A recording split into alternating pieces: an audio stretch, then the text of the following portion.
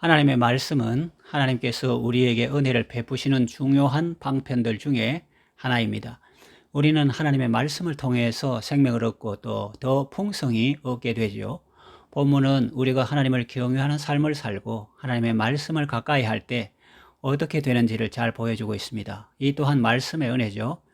오전 시간에 이어서 하나님께서 말씀을 통해서 우리에게 주시는 은혜를 살펴보겠습니다. 본문에 나오는 순서대로 살펴보겠습니다.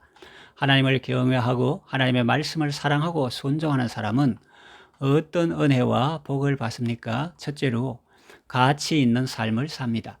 하나님의 말씀은 금, 곧 많은 순금보다 더 가치가 있습니다. 세상에서 금은 가치가 있습니다. 그래서 사람들은 사랑하는 사람에게 금으로 된 목걸이나 팔찌를 선물하기도 하죠. 그걸 차면 사람이 좀 더 아름답게 보이고 세련되게 보입니다. 그러나 그것은 장식품입니다. 더 중요한 것은 그것을 차는 사람의 인품이죠.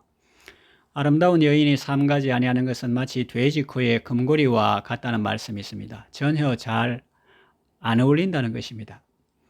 금목걸이뿐만 아니라 그 아름다운 얼굴과 자태조차도 함부로 말하고 행동한다면 전혀 어울리지 않는다는 말입니다.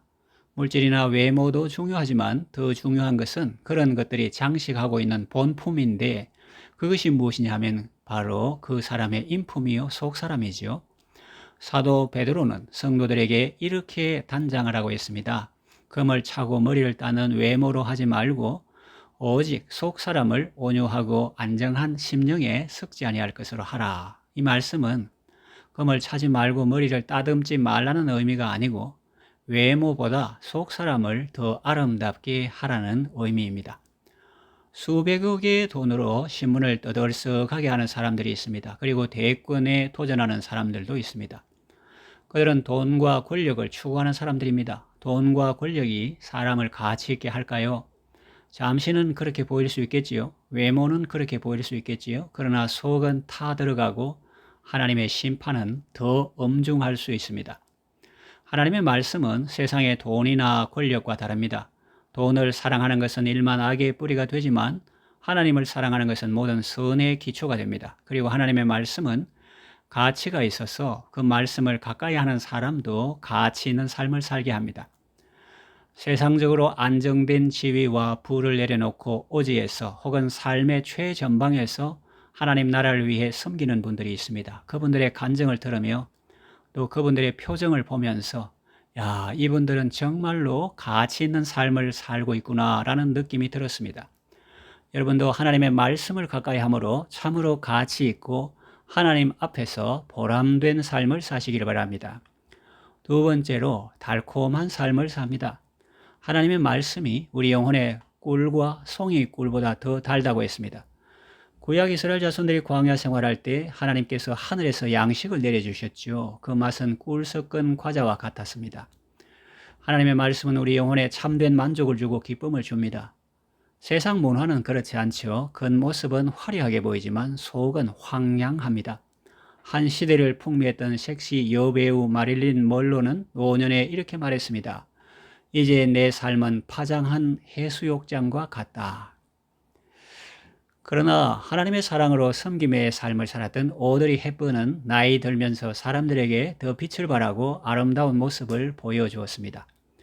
하나님께서 우리에게 참된 기쁨을 주십니다. 만족을 주십니다. 달콤한 삶을 살게 하십니다. 하나님의 말씀과 함께 참된 만족과 기쁨을 누리며 살아가시기를 바랍니다.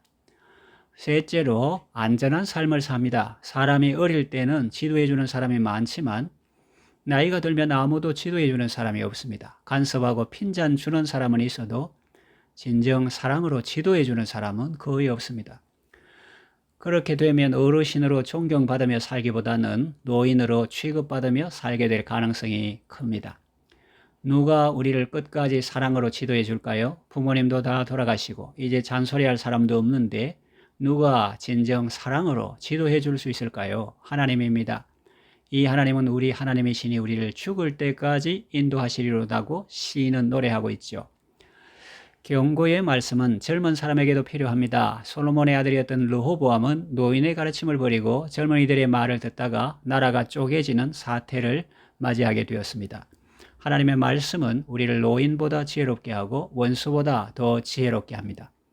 하나님은 말씀으로 우리를 교훈하시고 책망하시고 바르게 하시고 의로 교육하십니다. 말씀 안에서 교훈과 책망과 바르게 함을 받으시고 의로 교육 받으셔서 안전하고 든든한 삶을 사시기를 바랍니다. 넷째로 사항을 받습니다. 내 길을 여호와께 맡기면 하나님께서 내 길을 지도하십니다. 그러면 생명의 길을 걷게 됩니다. 안전한 길을 걷게 되죠. 복된 길을 걷게 됩니다. 하나님께서 인도하시는 길은 세상적으로 안 좋은 길처럼 보입니다. 좁은 길이니까요. 또 형통치 않은 길처럼 보입니다. 그러나 순종하며 그 길을 걸을 때 우선 마음의 평안이 있습니다. 그리고 하나님께서 블루 오션을 보여주십니다. 그리고 크고 놀라운 일들을 보게 하십니다. 기쁨 주시고 은혜 주시고 임마누엘의 은혜를 체험하게 됩니다. 예수 따라가며 복음 순종할 때 즐겁고 복된 길을 걸어가게 되는데 그것 자체가 하나님께서 주시는 상입니다. 그리고 또 이 땅에서도 보상이 있습니다. 겸손과 여호와를 경외함의 보응은 재물과 영광과 생명이니라고 말씀했습니다. 넓은 의미에서는 이것도 더 많이 섬기라고 주신 도구로 볼 수 있습니다. 진정한 상급은 하늘나라에 있습니다. 다니엘서 12장 3절에 보면 지혜 있는 자는 궁창의 빛과 같이 빛날 것이요 많은 사람을 옳은 대로 돌아오게 한 자는 별과 같이 영원토록 빛나리라고 했습니다. 또 디모데후서 4장 7절에서 8절 말씀 보면 나는 선한 싸움을 싸우고 나의 달려갈 길을 마치고 믿음을 지켰으니 이제 후로는 나를 위하여 의의 면류관이 예비되었으므로 주 곧 의로우신 재판장이 그날에 내게 주실 것이며 내게만 아니라 주의 나타나심을 사모하는 모든 자에게도니라 했습니다. 말씀에 순종함으로 이 땅에서 보응을 받고 천국에서도 상 받으시기를 바랍니다. 이제 말씀을 정리하며 맺으려 합니다. 하나님을 경외하고 말씀에 순종하며 사는 것은 우리에게 큰 복입니다. 하나님의 말씀은 우리를 가치 있는 삶으로 인도하고 기쁘고 즐거운 삶으로 인도합니다. 사랑의 경고를 통해서 아름답고 안전한 삶으로 인도해 주시고 또 말씀대로 살 때 상을 주십니다. 하나님께서 말씀을 통해서 우리에게 주시는 은혜를 깨닫고 감사하며 이 은혜를 지속적으로 받아 누리시기를 바랍니다.